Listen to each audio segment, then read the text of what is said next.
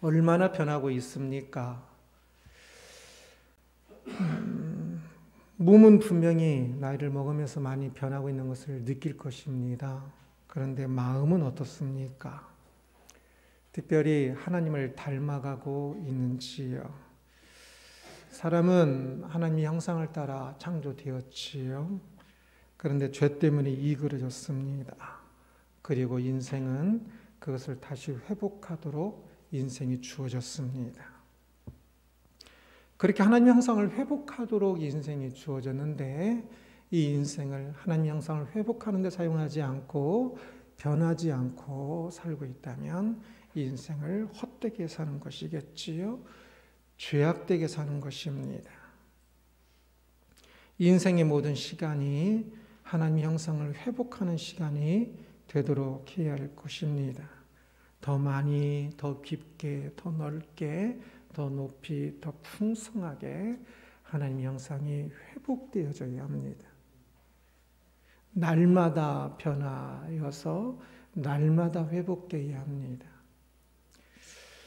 오늘 본문은 유다가 부끄러움을 당한 이야기입니다.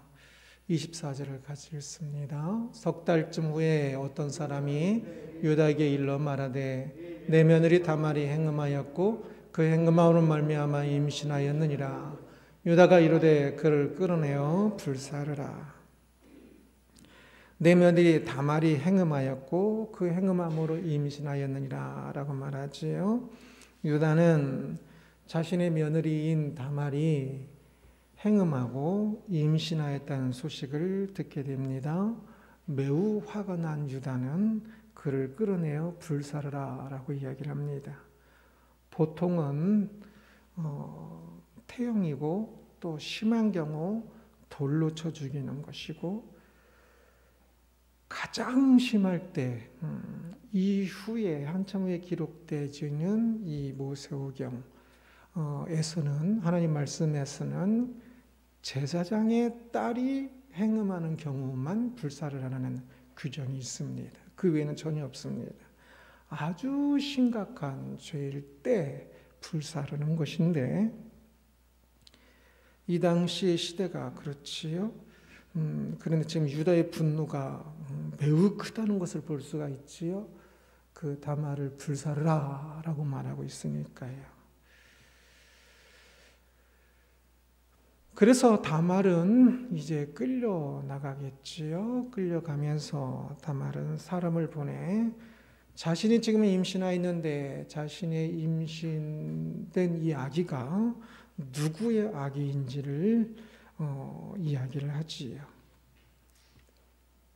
다름 아니라 유다의 아기였습니다. 지금 분노하고 있는 이 유다. 다말은 그것을 증명하기 위해서 유다가 맡겼던 도장과 도장끈과 지팡이를 보냈지요. 극적인 순간에 지금 불사르기 위해서 끌려가는 것이 얼마나 극적입니까? 또 극적으로 그 물건이 유다에게 전달되었고 유다는 그 물건에 깜짝 놀라면서 말을 하지요. 26절입니다. 함께 봅니다. 유다가 그것을 알아보고 이르되 그는 나보다 옳도다. 내가 그를 내 아들 셀라에게 주지 아니하였음이로다 하고 다시는 그를 가까이 하지 아니하였더라. 그는 나보다 옳도다. 다말을 이야기하는 거지요. 다말이 나보다 옳도다라고 이야기합니다. 다말은 계대 결혼, 잘 이해 안 되신 분은 어제 새벽 예배 본문을 보시면 됩니다. 이 계대 결혼의 법을 다말은 잘 지켰고 지금 유다 자신은 이것을 지키지 않아서 다말이 자기보다 법을 잘 지키고 있는 것이다 라고 말하고 있는 겁니다. 다말은 계대 결혼의 법을 지키기 위해서 최선을 다하였습니다. 나중에는 창녀 취급을 받는 수치와 죽음의 위협을 무릅쓰고 계대 결혼을 지키기 위해서 그래서 죽은 남편의 명예와 죽은 남편의 대를 잇는 것을 위해서 힘을 다하고 있는 겁니다. 반면 유다는 막연한 두려움으로 자신의 이기주의적 두려움으로 자신의 아들 셀라를 다말에게 주지 아니하였습니다. 그래서 다말은 계대 결혼의 다음 순서인 셀라의 다음 순서인 유다의 아내가 되고자 하였고, 그래서 유다로 인해서 임신을 하게 된 것입니다. 그래서 유다는 그 사실을 아니까 그가 나보다 옳도다라고 말하고 있는 거지요. 유다가 지금 그는 나보다 옳도다라고 말하고 있는데, 이 말을 하는 것이 결코 쉬운 것이 아니라 굉장히 어려운 말이었습니다. 이미 다말을 불사르기 위해서 사람들이 몰려들었겠지요. 그것을 취소하는 것은 유다가 자기가 잘못하여서 사람을 죽일 뻔하였다는 것이 됩니다. 유다는 부유하였고 사회적 지위가 있었고 신분이 있었습니다. 그런데 하루아침에 완전 이 모든 것을 잃는 거지요. 부끄럽게 되는 거지요. 다말이 사람을 보내서 보낸 증표, 그 증표를 무시하고 그냥 조금만 침묵하면, 어차피 이제 내 손에 있으니까요. 다말이 가지고 있는 것도 아니고, 시간을 조금만 침묵하면 다말은 이미 죽은 사람이 될 것입니다. 죽은 자는 말이 없지요. 그러나 유다는 용기를 내어서 다말이 지금 옳았고 자신이 틀렸다라고 말하고 있습니다. 매우 부끄러운 말이었고 매우 수치스러운 일이었습니다. 그러나 그가 만약 자신의 죄를 여기서 인정하지 않고 그러기 위해서 조금 지체하였더라면 억울한 사람을 죽이는 것이 되고, 또한 그 이후 유다의 삶은 완전히 무너졌을 것입니다. 그러나 유다가 이 고백을 하게 되므로 이 사건과 이 고백은 처음에는 굉장히 부끄러운 일이었지만, 그러나 이 일은 그의 삶에서 가장 중요한 변화의 순간이 됩니다. 기독교 사회에서도 굉장히 중요한 순간이 됩니다. 망치로 크게 얻어맞았다고 할까요? 유다는 이 일로 인해서 나는 다시는 그를 가까이 하지 아니하였더라라고 말을 하고 있는데, 이것은 다말과 잠자리를 다시 하지 않았다는 것을 의미합니다. 계대 결혼이 성립되어서 다말이 그의 부인이 되는 것인데, 그러나 유다가 다시 함께하지 않았다는 말입니다. 이전에 그는 아내가 죽은 상태이고, 그리고 여서인이 그리워서 창녀를 찾았다는 사람이었지요. 그러나 이제 이 사건으로 인해서 그는 육정을 따르는 사람이 아니라 변한 것입니다. 유다는 이전에 동생 요셉을 애굽에 돈을 받고 팔았었지요. 그러나 이후에 그는 이제 식량을 구하러 애굽에 갔을 때에 이렇게 말합니다. 창세기 44장 33절입니다. 함께 봅니다. 이제 주의 종으로 그 아이를 대신하여 머물러 있어 내 주의 종이 되게 하시고 그 아이는 그의 형제들과 함께 올려. 베냐민 이야기입니다. 요셉이 애굽의 총리로 있으면서 아직 자신의 정체를 밝히지 않고 베냐민을 잡아두려고 하니까 유다가 베냐민을 보내고 대신 자기가 이 애굽에서 종으로 있겠다라고 말하고 있는 내용입니다. 완전히 바뀌어 있는 거지요. 그전에는 조금의 돈을 내서 동생 요셉을 팔았었는데 지금 동생 베냐민은 요셉의 동생입니다. 지금 유다의 배다른 동생이지요. 그런데 그 베냐민을 위해서 자신이 종이 되겠다라고 이야기하고 있는 겁니다. 완전히 바뀌어 있는 겁니다. 무엇이 그를 바꾸었을까요? 오늘 본문의 사건일 겁니다. 오늘 본문과 지금 베냐민 대신에 자신이 종으로 있겠다라고 말하는 이 사이는 시간적으로 굉장히 짧게 1, 2년도 안 될 겁니다. 짧은 사이에 있었던 사건입니다. 그 사이에 오늘 사건이 있는 겁니다. 그래서 그는 그의 모습, 그가 내면적으로 그의 인생이 완전히 바뀌어 있다는 것을 볼 수가 있지요. 유다는 다말에게 막연한 두려움으로 셋째 아들 셀라를 주지 않았었지요. 첫째 아들 엘과 둘째 아들 오난이 죽은 것 때문에. 그러나 그는 이후에 용기 있는 사람이 됩니다. 그래서 애굽에서 자신을 종으로 주는 용기를 냈고요. 그가 나서지 않아도 되는데 지금 나서서 용기를 내서 자기를 종으로 이제 평생 종으로 살았는데 얼마나 힘들겠습니까? 그는 자신을 종으로 대신 잡아달라고 이야기를 하고 있는 거지요. 유다는 이 사건 전에 부끄러운 면이 많았던 사람입니다. 유다의 장점이 하나도 안 나와요. 세상 눈치를 보면서 비겁하였고 정욕적이었으며 법을 빠져나갈 궁리만 생각하였었습니다. 그러나 다말과의 이 사건 이후 변화의 큰 전환점을 맞이하지요. 그래서 하나님 앞에서 사는 이 용기의 사람이 되는 겁니다. 이 변화로 인해서 그의 삶과 후손, 더 나아가 기독교 세계가 많이 변하고 또 굉장히 영광의 길을 걷게 됩니다. 오늘 우리도 변해야 합니다. 부끄러운 모습을 많이 가지고 있을 수 있습니다. 그러나 그것도 바뀔 수 있습니다. 그리고 바뀌면 놀라운 일이 일어날 것입니다. 우리 모두가 변화되기를 축원합니다. 다말이 아기를 낳았는데요. 다말이 결국 쌍둥이를 낳습니다. 이 아기 낳는 과정이 나옵니다. 28절입니다. 해산할 때에 손이 나오는지라 산파가 이르되 이는 먼저 나온 자라 하고 홍색실을 가져다가 그 손에 메었더니 한 아기가 쌍둥이인데 한 아기 나오려고 그래요. 그러면 손과 아마 팔까지 이렇게 나왔을 겁니다.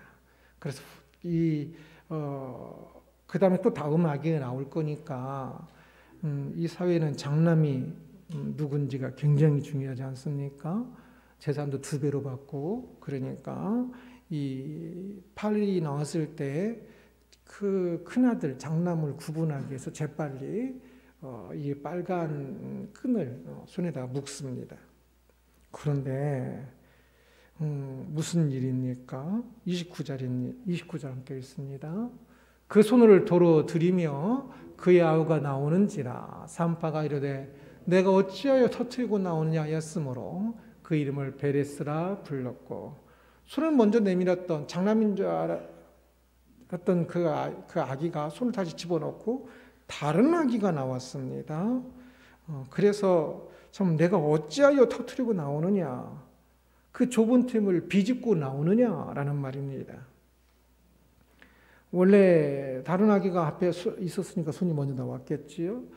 그런데 그 좁은 틈을 비집고 베레스가 나오는 겁니다. 그래서 이 베레스는 태중에서 그 세라라는 다른 아기와 장남 경쟁을 하면서 자기가 먼저 나온 거지요. 그리고 이 베레스는 아주 중요한 사람이 됩니다. 다윗의 조상이 되고요. 또 예수님의 족보에도 이 베레스 이름이 계속해서 나옵니다.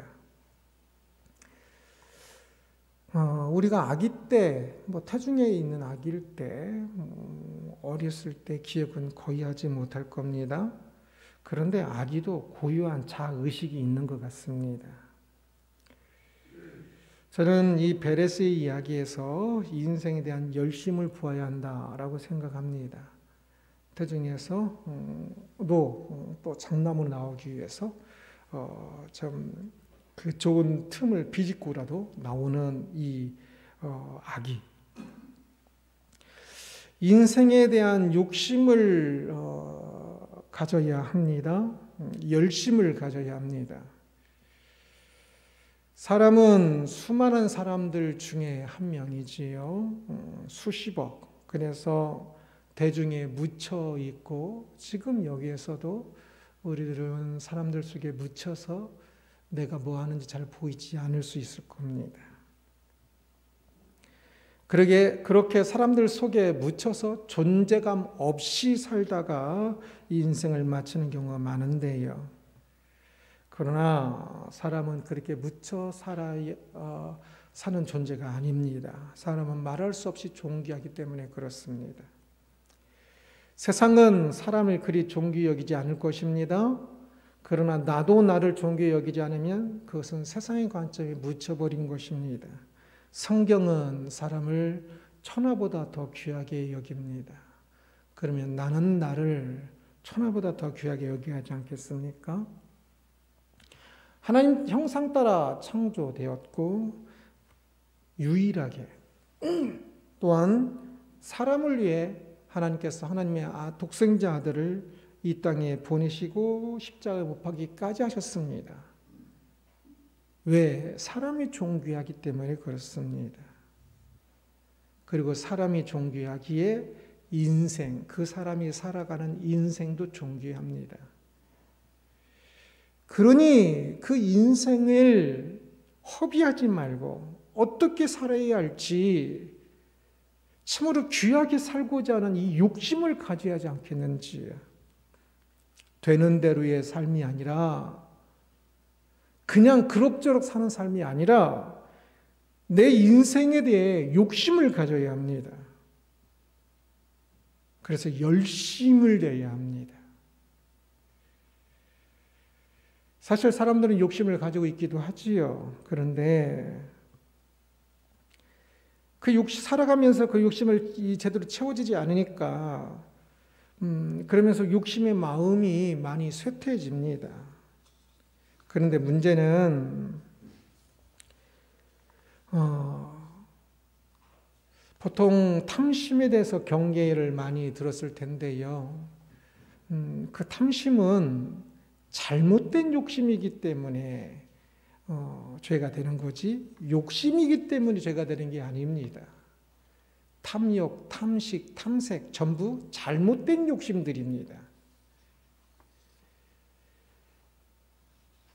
사람이 본래 가지하는 참으로 거룩하고 가치 있는 욕심이 아니라 헛되고 거짓된 욕심이기 때문에 잘못됐다고 이야기하는 것입니다.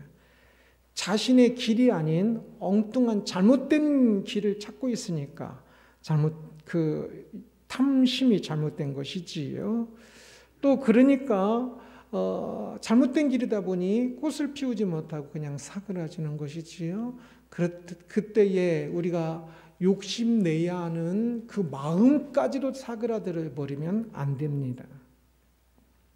우리는 거룩한 욕심을 내야 합니다. 최고의 욕심을 가져야 합니다. 어떤 사람들은 자신의 꿈은 참으로 소박하다라고 이야기합니다.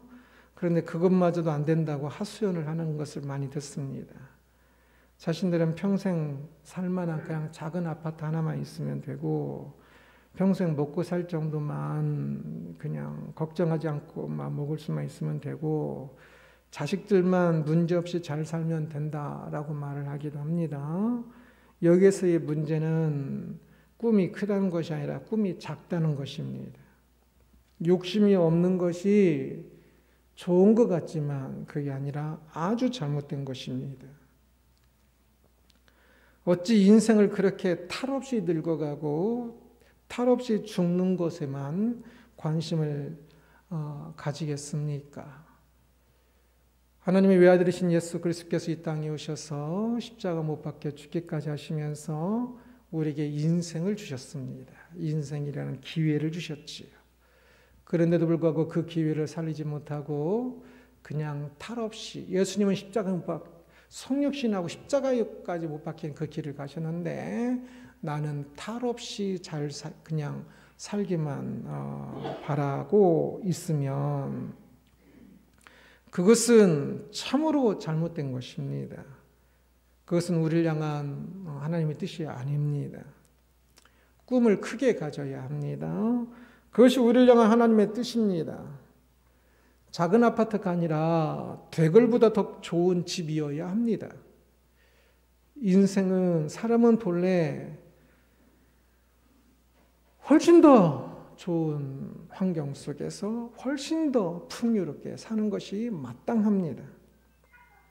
자식들이 싸우지 않고 문제없이 사는 것이 아니라 인생의 목적을 알고 영원히 사는 존재가 되기를 꿈꾸어야 합니다. 죽을 때까지 건강한 것이 아니라 죽지 않고 영원히 살 꿈을 가져야 합니다. 진짜 큰 꿈이 무엇인가요? 하나님 앞에 섰을 때 잘했다 칭찬을 듣는 것이어야 합니다. 내가 하나님 백성이 되고 또한 하나님 백성이 되는 것만이 아니라 경쟁하는 사람이 되어야 한다고 그랬지요. 지금 베레스가 셀라와 경쟁하듯이 내가 살아가는 시대만이 아니라 내 전시대, 내 후시대 모든 사람과 경쟁하면서 그 사람도 살아있고 후시대 사람도 살아있습니다. 그 모든 시대 사람들과 경쟁하면서 내가 가장 하나님의 형상을 더 많이 닮아가는 사람이 되고자 하는 꿈을 꾸어야 합니다. 저희 학생 시절 꿈은 바울보다 더 좋은 믿음을 가지는 것이었습니다. 살아갈수록 저희의 더 연약함을 느끼지만 그래서 바울을 비교 대상으로 삼는 것이 때로는 부끄럽게 느껴지기도 하지만 그래도 여전히 저희의 경쟁 상대는 바울입니다. 더 열심히 바울보다 더 하나님을 닮은 사람으로 살고자 합니다.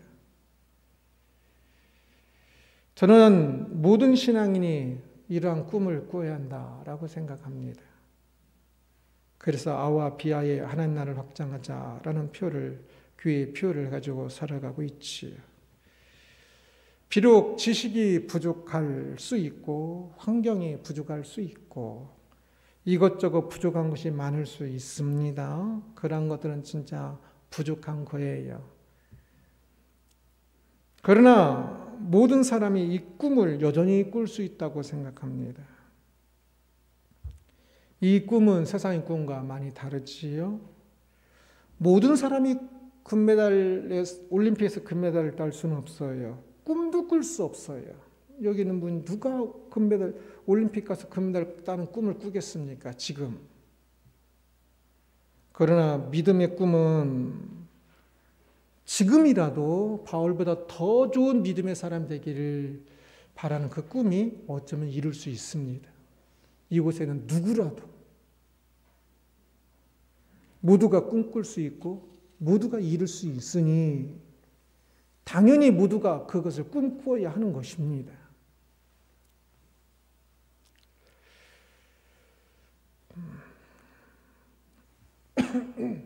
지금 마태복음 주석을 쓰고 있는데요. 그곳에서는 옷방이와 칠방소에서는 물고기가 작은 것이거든요. 그래서 소어라고 번역을 하는데 저는 이 옷방이와 음식을 먹은 사람들이 그냥 먹은 게 아닙니다. 저 멀리서부터 예수님의 배를 보고 그 예수님의 말씀을 듣고자 배를 쫓아서 거의 뛰다시피 해서 따라온 사람들입니다. 식사 시간이 지났는데도 불구하고 밥 먹으러 가지 않고 계속 앉아서 말씀을 듣던 열심 있는 사람들이었습니다. 그들에게 옷방이의 기적으로 빵 주시고 물고기를 주셨습니다. 칠방소원은 더 심합니다. 칠방소원은 이방인들입니다. 그 대상이. 그런데 3일을 예수님과 함께 그들이 보냅니다.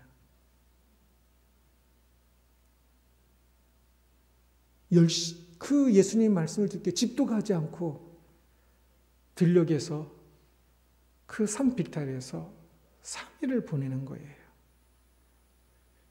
그런데 그들이 난생 처음 들었던 이 하나님 나라에 대해서 예수님 말씀하신 하나님 나라에서 들으면서 그것을 꿈꾸고 그 꿈에 부풀려서 차마 집에 가지 못하고 더 듣고 싶어서 계속적으로 함께하면서 그 말씀을 들었던 하늘의 별을 보면서 저녁에 하늘의 별들이 얼마나 빛났을까요?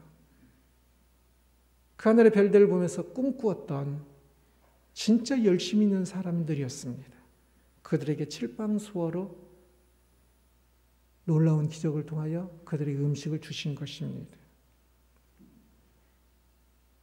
그들은 지극히 평범한 사람이었으나 진짜 열심을 가졌던 사람들이고요. 그래서 지금 분명히 그 중에 많은 사람들이 천국에서 웃고 있을 겁니다. 변화라는 제목으로 유다가 변한 것을 보았습니다. 다말이 임신하는 이 사건을 통해 변했습니다. 이전까지 참으로 부끄러운 모습이었다고 그랬지요.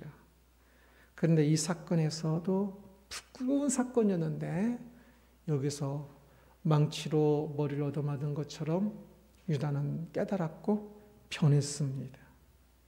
그래서 세상 눈치만 보던 사람이 이제 진리에 목숨 거는 사람으로 변했습니다. 그래서 역사가 바뀌고요. 참으로 엄청난 역사가 이루어지게 됩니다.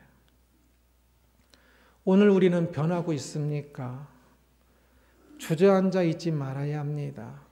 다른 사람이 아무리 몰라봐도 나는 압니다. 스스로.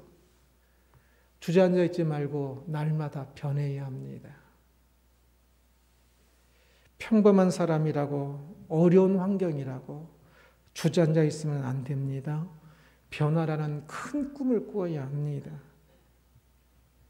사람들이 지극히 작은 세상 나라를 향해서 꿈을 꾸다가 주저앉아 버리는데 이제 우리는 지극히 큰 하나님 나라를 꿈을 꾸면서 변해야 합니다.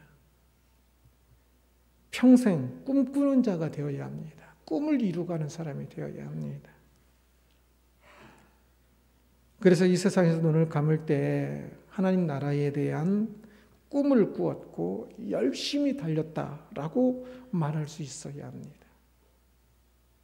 날마다 말씀과 기도로 하나님을 닮아가는 이 변화를 꿈을 꾸고 또한 누군가가 나 때문에 그렇게 하나님을 닮아가는 사람으로 될 수 있도록 섬기고 더 많이 사랑하여 도움을 주는 사람이 되는 나 때문에 다른 사람들 안에 문화 안에 하나님 나라가 더 확장되도록 조금 더 확장되도록 꿈을 꾸는 사람이 되어야 합니다. 지금까지도 이만큼 이루어졌고 앞으로 생에 남은 이 인생에 시간을 아끼고 진짜 힘을 다하여서 어떻게 하면 나에게 주어진 소명에 따라 내 안과 내 밖에 하나님 나라가 확장될 수 있도록 하나님 형상을 닮아갈 수 있도록 할 수 있을지 이 변화를 어떻게 이루어갈 수 있을지를 꿈꾸면서 살아야 하는 것이지요. 그래서 날마다 내 안에 참 이 변하는 것을 느껴야 합니다. 참 말씀을 조금 더 알아가고 조금 더 기도하면서 이 말씀을 좀 더 알아가는 진짜 중요한 변화 중에 하나일 겁니다. 말씀은 하나님의 뜻만이 아니라 하나님의 마음과 함께 마음을 품는 것이기도 하고 또 살아갈 힘을 얻는 것이기도 합니다. 지정의. 말씀을 하나님 뜻만 아는 것으로만 끝나서는 안 됩니다. 이 말씀을 하나님 뜻을 새롭게 무엇인가 조금 알면 오늘 본문에서도 유다의 이야기가 그냥 읽을 때 그냥 이야기였지만 그 의미를 조금 더 알면 조금 더 알게 되고 조금 더 변화된 거죠. 내 머릿속에서. 그리고 이것이 하나님 앞에서의 말씀으로 제대로 듣고 있는 사람은 제가 이 말씀을 하나님의 마음을 느끼며 동감하고 함께 느끼게 될 것입니다. 그리고 이것을 제대로 깨닫는 사람은 또한 변화할 수 있는 힘도 가지게 될 것입니다.